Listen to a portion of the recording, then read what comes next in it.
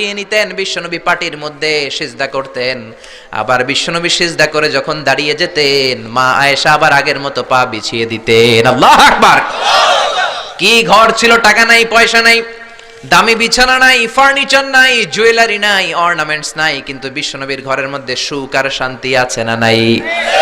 সুখ আর সুখ। ফজরের নামাজ পড়ে এসে নিজেই মা আয়েশার সাথে রান্না করতে বসে যেতেন, নিজের তলোয়ার বের করে পেঁয়াজ কাটা শুরু করতেন বিশ্বনবী। আল্লাহু আকবার। বিশ্বনবী গ্লাসের মা আয়েশা গ্লাসের যেই জায়গায় ঠোঁট লাগিয়ে মুখ লাগিয়ে পানি পান করতেন, ওই জায়গাটা খুঁজে খুঁজে বিশ্বনবী আবার ওই জায়গায় ঠোঁট লাগিয়ে পানি পান করতেন। কোন সুবহানাল্লাহ। আবার গোশত খাওয়ার পর বিশ্বনবীর স্ত্রী মা আয়েশা হাড্ডি চষতেন, চষে ফেলে দেওয়া হাড্ডিটা বিশ্বনবী আবার হাতে নিয়ে চষা শুরু করতেন। আল্লাহু আকবার। কি শান্তি, কি সুখ। মা আয়েশাকে বিয়ে করার আগে মা আয়েশার চেহারাটা বিশ্বনবীর কাছে জিবরাইল এনে বলল, ইয়া রাসূলুল্লাহ আখবিরনি, আমাকে বলেন মেয়েটাকে দেখতে কেমন লাগে। বিশ্বনবী বললেন, কার মেয়ে? আপনার বন্ধু আবু বকরের মেয়ে। কেন এনেছো? আল্লাহ ডাইরেক্ট প্রপোজাল দিয়েছে, ডাইরেক্ট প্রপোজ করেছে বিয়ের জন্য। বিশ্বনবী বললেন, তাই নাকি? জিবরাইল বললেন, হ্যাঁ ইয়া রাসূলুল্লাহ, আমি হলাম বিয়ের ঘটক, আল্লাহ হলেন বিয়ের কাজী। বিশ্বনবী বললেন, তুমি যদি বিয়ের ঘটক হও, আল্লাহ যদি হয় কাজী, আমি মুহাম্মদ রাজি। আল্লাহু আকবার। বিয়ে হয়ে গেল, ঘরে দামি কিছু নাই, ফার্নিচার নাই, টাকা পয়সা নাই, কিন্তু বিশ্বনবীর ঘরের মধ্যে সুখ আছে না নাই? বিবিদেরকে এত ভালোবাসতেন, কোনোদিন মারামারি করেন নাই, যৌতুকের জন্য পিটান নাই, কোনোদিন গায়ে হাত তোলেন নাই। কোন ঠিক কিরা? এক একজনকে বিশ্বনবী প্রাণ ভরে ভালোবাসতেন। বিবিরাও বিশ্বনবীর কাছে আবদার করতেন, নানা ধরনের আবদার। বিশ্বনবী সেগুলো পূরণের চেষ্টা করতেন। আবার মাঝে মাঝে রাত্রিবেলা মা আয়েশার সাথে দৌড়াদৌড়ির প্রতিযোগিতা করতেন। কোন সুবহানাল্লাহ। সহিহ হাদিস, মা আয়েশা তখন চিকন ছিল। তাহাজ্জুদের সময় বিশ্বনবী উঠে মা আয়েশারে বললেন, আয়েশা, ও আমার কলিজার টুকরা হুমায়রা। মা আয়েশাকে আদর করে বিশ্বনবী হুমায়রা বলতেন। হুমায়রা মানি যেই মহিলা রেগে গেলে, খুশি হয়ে গেলে, রাগের চোটে, খুশির চোটে দুইটা গাল আনার ফলের মতো টকটকে লাল হয়ে যায়। কোন সুবহানাল্লাহ। মা আয়েশা রেগে গেলে গালগুলো লাল হয়ে যেত, গাল দুইটা টকটকে লাল আকার ধারণ করত। বিশ্বনবী তাকে হুমায়রা বলতেন, হুমায়রা, মদিনাতে কেউ জেগে নাই, চলো না আমরা দৌড় দৌড় খেলি। মা আয়েশা মহা খুশি, কারণ সব বিবিরাই চায় স্বামীরা একটু রোমান্টিক হোক। কোন ঠিক কিনা? সব বিবিরাই চাক স্বামী আমার দিকে স্পেশাল নজর দেখ। সব বিবিরা চায় স্বামী আমাকে নিয়ে পারলে একটু রেস্টুরেন্টে ঘুরতে যাক, স্বামীরা পারলে আমারে একটু বেড়াতে নিয়ে যাক। এরকম আবদার বিবিদের কাছে আছে না নাই? কিন্তু এমনও অনেক স্বামী খুঁজে পাবেন, বছরের পর বছর যায়, বিবিরে সালামও দেয় না। আছে না নাই? খিটখিটে মেজাজ দেখায়, ধমক দেয়, আবার যৌতুকের জন্য পিটায়। আছে না নাই? জোরে বলেন, আছে না নাই? শয়তান দিল যৌতুক, কোরআন দিয়েছে মোহর। আমরা এখন মোহর ছেড়ে দিয়ে যৌতুকের পেছনে হাঁটি। জোরে বলেন ঠিক কিনা? যৌতুকের চেয়ে জঘন্য অপরাধ সমাজে নাই। কুকুরের গোশত খাওয়া যত গুনাহ, যৌতুক তার চেয়েও বেশি গুনাহ। ঠিক কিনা? কুকুরের গোশত খেলে একটা গুনাহ হয়, হারাম খাওয়ার গুনাহ হয়, কিন্তু যৌতুক খেলে দুইটা গুনাহ হয়। এক হলো হারাম খাওয়ার গুনাহ, দুই হচ্ছে শ্বশুর বাড়ির উপরে জুলুম করার গুনাহ। জোরে বলেন ঠিক কিনা? মা আয়েশা বললেন, ইয়া রাসূলুল্লাহ, আমি দৌড়াদৌড়িতে রাজি। বিশ্বনবী বললেন, লেটস স্টার্ট দ্য কম্পিটিশন, চলো কম্পিটিশন শুরু করি। ওই যে মদিনার মসজিদের পাশে বড় একটা পিলার দেখা যায়, ওই পিলারের মধ্যে কে যে আগে ধরতে পারে রে আয়েশা, চলো আমরা দৌড় দেই। বিশ্বনবী বললেন, ওয়াহিদ ইসনাইনি তালাতা, 1 2 3 লেটস গো, চলো দেই দৌড়। বিশ্বনবী অপেক্ষাকৃত মোটা ছিলেন, মা আয়েশা চিকন ছিলেন। মা আয়েশা দৌড় দিলেন, বিশ্বনবীকে পেছনে ফেলে ওই পিলার ধরে মা আয়েশা ফার্স্ট হয়ে গেলেন। কোন সুবহানাল্লাহ। মা আয়েশা মহা খুশি, খিলখিলিয়ে হাসছেন। বিশ্বনবী মুচকি হাসতেন। আমার নবী কখনো খিলখিলিয়ে হাসেন নাই। আমার নবী সব সময় মুচকি হাসতেন। মুচকি হাসলে বিশ্বনবীর ঠোঁটও দেখা যেত, হালকা একটু দাঁতও দেখা যেত। পরে আল্লাহু আকবার। সব সময় তিনি তাবাসসুম পছন্দ করতেন। বিশ্বনবী বললেন, ঠিক আছে, আনতিল ফাইজা, তুমি বিজয়ী হয়েছ। তার ঠিক 6 বছরের পরের ঘটনা। এই 6 বছরের ব্যবধানে মা আয়েশার আগের মতো চিকন নাই, মা আয়েশারে মোটা বানিয়ে দিয়েছে কে? আবার 6 বছর পরে বিশ্বনবী তাহাজ্জুদের সময় উঠলেন, মা আয়েশারে ডেকে বললেন, আয়েশা, মদিনার কোন লোক জেগে নাই, সবাই ঘুমিয়ে আছে, চলো আজকে রাতেও দৌড় দৌড় খেলি। মা আয়েশা বললেন আমি রাজি, চলেন শুরু করে দেই। বিশ্বনবী আবার ওই জায়গায় যেয়ে দাঁড়ালেন, বললেন ওই যে মসজিদে নববীর পিলার দেখা যায়, কে কার আগে পিলার ধরতে পারে? রেডি, আমরা শুরু করে দেই, 1 2 3 স্টার্ট, গো। বিশ্বনবীও দৌড়, মা আয়েশাও দৌড়, জনমের দৌড়, আইজও দৌড়, কাইলও দৌড়। কে কারে হারাতে পারে? বিশ্বনবী আগের মতোই আছেন, কিন্তু মা আয়েশারে মোটা বানিয়ে দিয়েছে কে? এবার আর বিশ্বনবী চান্স দেন নাই মা আয়েশারে। বিশ্বনবী ওই দিন আসলে ইচ্ছা করে হারেন নাই, মা আয়েশারে জিতানোর জন্য দেরিতে গিয়েছেন। কোন ঠিক কিরা? আমার নবী যদি শক্তি দিয়ে দৌড়ায়, নবীর সাথে কেউ দৌড়ে জিততে পারে না। জোরে বলেন ঠিক কিরা? মদিনাতে বিশ্বনবী যখন ঘোড়া হাঁকাতেন, সাহাবীরা বলতেন 1 মিনিটের মধ্যে, আধা মিনিটের মধ্যে বিশ্বনবীর ঘোড়া যে কত সামনে চলে যেত। সামনে আমরা ধোঁয়ার বালি দেখতাম, বিশ্বনবীরে খুঁজে পাওয়া যেত না। আল্লাহু আকবার।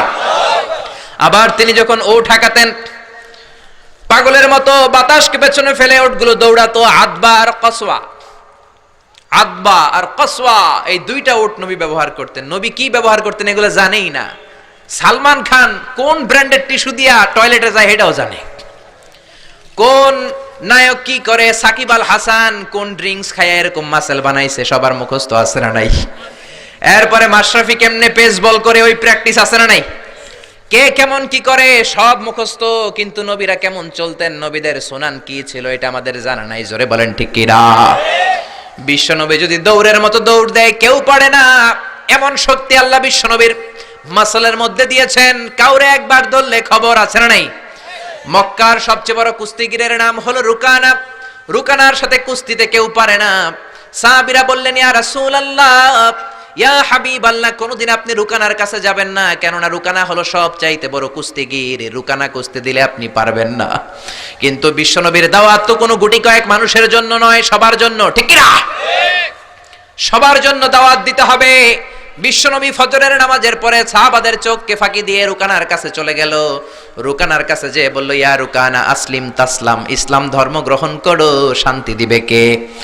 রুকানা বলে ধর্ম গ্রহণ করব না, একটা শর্তে করতে পারি, কুস্তিতে মুসারাআতে যদি আমাকে হারাতে পারো, আমাকে যদি কুস্তি খেলে হারিয়ে দিতে পারো, তাহলে আমি কালিমা পড়ে নেব। বিশ্বনবী বললেন আমি তো কুস্তি লাগি না, আমি কাউরে মারি না, তবে জাহান্নামের মাইর থেকে বাঁচানোর জন্য আমি এসেছি। বলেন ঠিক কি না? রুকানা বলে না না, আমি রাজি হব না, আমাকে হারিয়ে দিতে পারলে তবেই আমি কালিমা পড়তে রাজি। বিশ্বনবী দয়ার নবী, মায়ার নবী, একটা লোক যদি জাহান্নামের আগুন থেকে বাঁচে, এইটা বিশ্বনবী বেশি বেশি চাইতেন। বিশ্বনবী রাজি হয়ে গেলেন। এবার কুস্তি লাগার পালা। রুকানা একটা হাফ প্যান্ট পরে পজিশন নিচ্ছে। রেসলিং খেলা দেখেন নাই? ডোনাল্ড ট্রাম্পের ট্রাম্প টাওয়ারের ভিতরে এডি খেলে, গায়ের মধ্যে তেল মেখে কুস্তিতে পজিশন নিচ্ছে। বিশ্বনবী পজিশন নেয় না, রুকানা লাফায়, আমার নবী লাফায় না। বিশ্বনবী রুকানারে ডেকে বলল রুকানা লাফাও কেন? রুকানা বলে এই খেলা খেলতে হলে সবার লাফাতে হয়, তুমি লাফাও না কেন? মোহাম্মদ তুমিও লাফাও। বিশ্বনবী বললেন আমি লাফালাফি পছন্দ করি না। আমার নবী সেলাইবিহীন লুঙ্গি ব্যবহার করতেন। সেলাই ছাড়া লুঙ্গি পরে যদি কেউ লাফালাফি করে, বাতাসে সতর খুলে যাওয়ার সম্ভাবনা আছে না নাই? বিশ্বনবী লাফালাফি করেন না, দাঁড়িয়ে আছেন। রুকানা বলে মোহাম্মদ তুমি আগে বক্সিং মারো। বিশ্বনবী বললেন আমি কাউরে মারি না, কারণ আমারটা খাইয়া হজম করার যোগ্যতা কারো নাই। ঠিক কি না?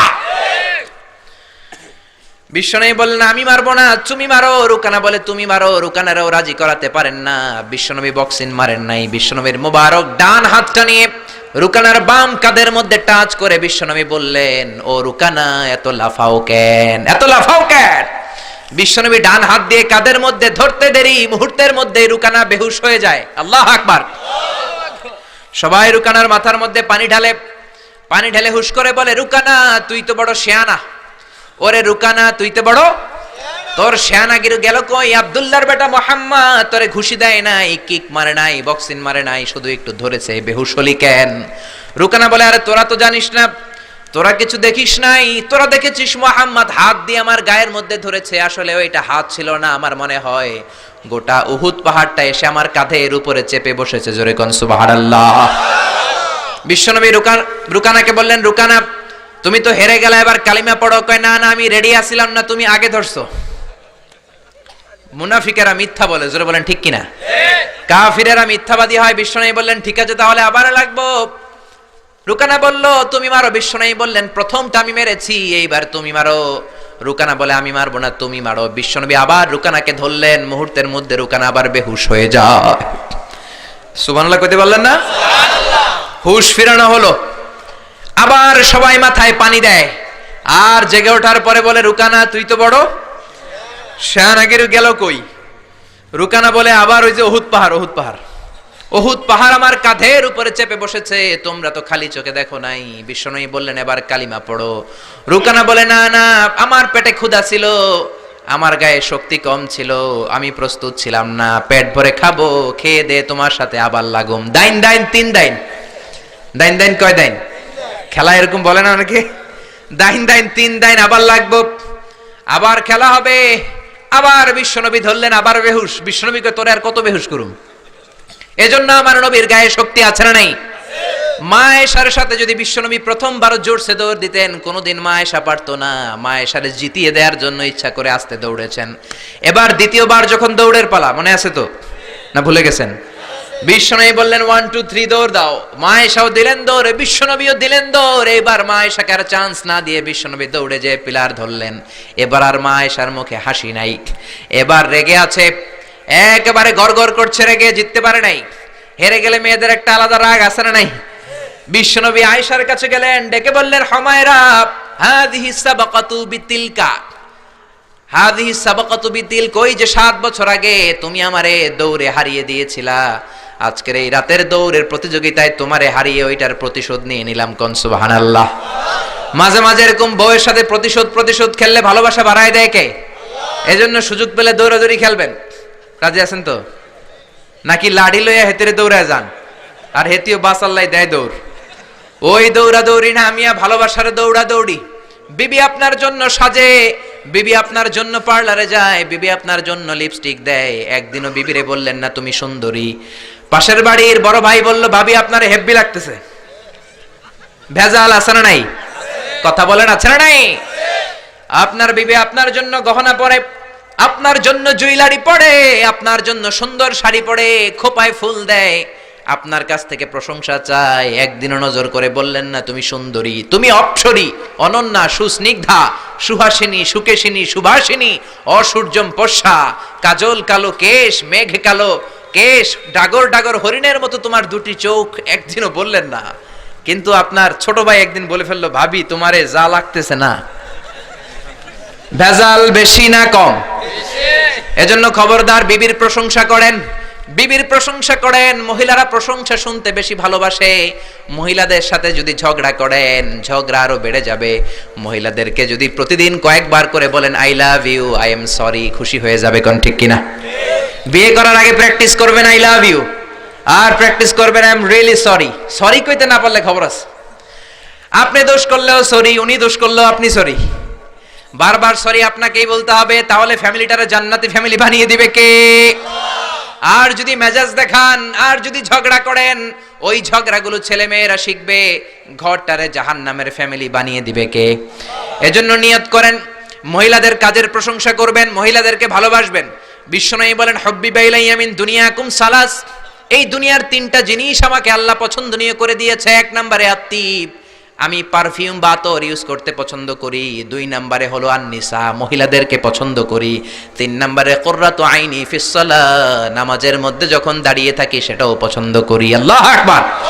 আমার নবী পারফিউম দিতেন বেশি বেশি, আমরা দেই এইখানে, নবী দিতেন এইখানে।